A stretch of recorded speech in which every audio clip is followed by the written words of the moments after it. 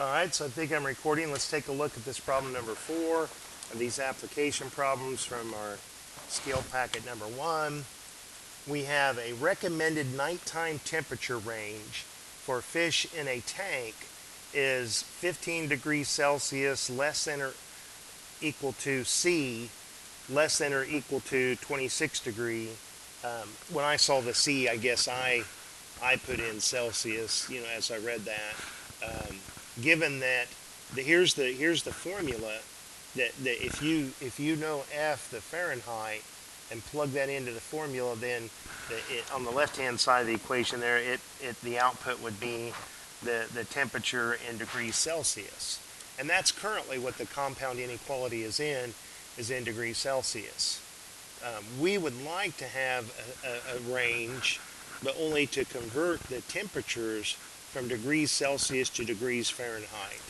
All right, so what we're given is this 15 degrees is less than or equal to C, which represents the temperature in Celsius, is less than or equal to 26. Now, I know that they've set this compound inequality up to have meaning that it is correctly written because the arrows are in the same direction and they're both pointing to the smaller value. Now, I have an equation that's telling me that C is the same thing as 5/9 times the quantity F minus 32. So that means that equation there says that C is equivalent, that C is the same thing as 5/9 times F minus 32. These look different. Obviously, this C looks different from this. But what this equality symbol is telling us is that it represents the same number, the same value. All right. So now what we want to do is to step by step get this F by itself. Okay. And there's one property that we should know when it comes to multiplication, is that if you have a fraction a over b, and let's assume that both a and b are non-zero, this isn't going to work if either one of these were 0. The reciprocal of a over b means to flip the fraction. It means to write it as b over a. And when we write two fractions next to each other like this in parentheses, that implies multiplication. And multiplying fractions is really easy. You just multiply straight across in the numerator and straight across in the denominator. Well, the order that you multiply doesn't affect the value. A times b represents the same number as b times a. So this numerator is the same number as this denominator, so this fraction reduces to 1. And that's always going to be the case if you multiply two fractions that are reciprocals of each other. You'll get the number 1. Well, what I would like to do in this problem, my Christmas wish, is that this 5/9 was not there.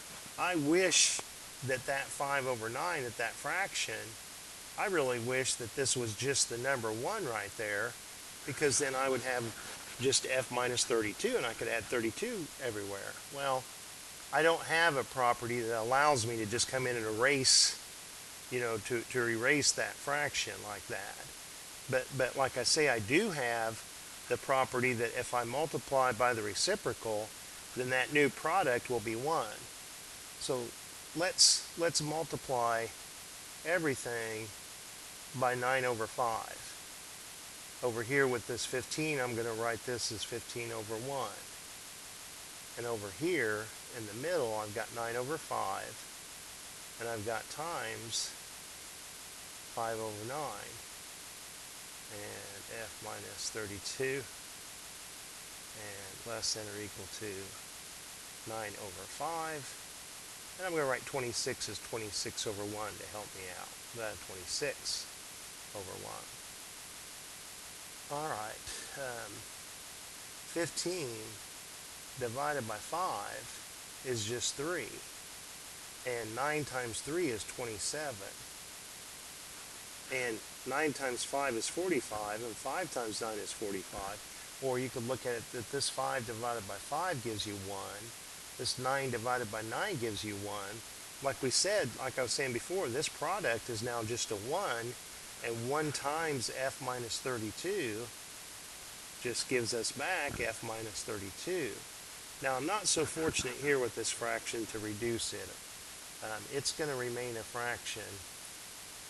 I've got 9 times 26, and then divided by 5. So 46.8.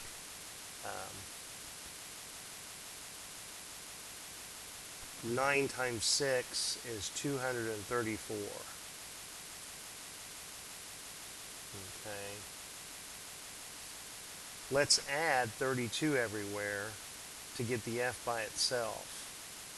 So if I add 32 here, I have to add 32 here and 32 here.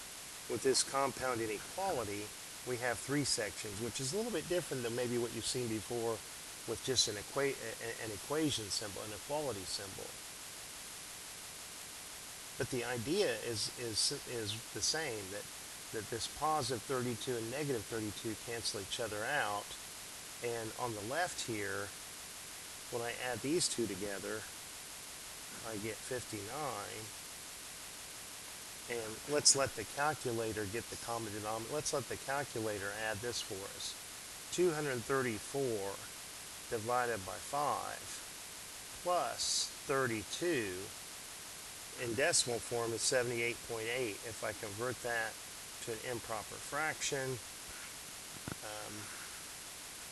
that's 300 and I think it says 94 divided by 5. Alright, so that's an answer, or we can convert it to a decimal. I would accept that. Let's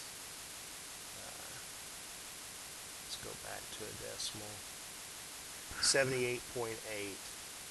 And that's probably what you prefer.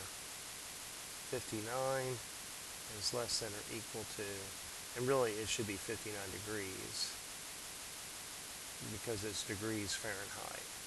So that problem was a little bit longer and a little bit more difficult than the previous 3, but there's our final answer. All right, I'm going to do the next one on the same video. No, I'm going to do that one separate.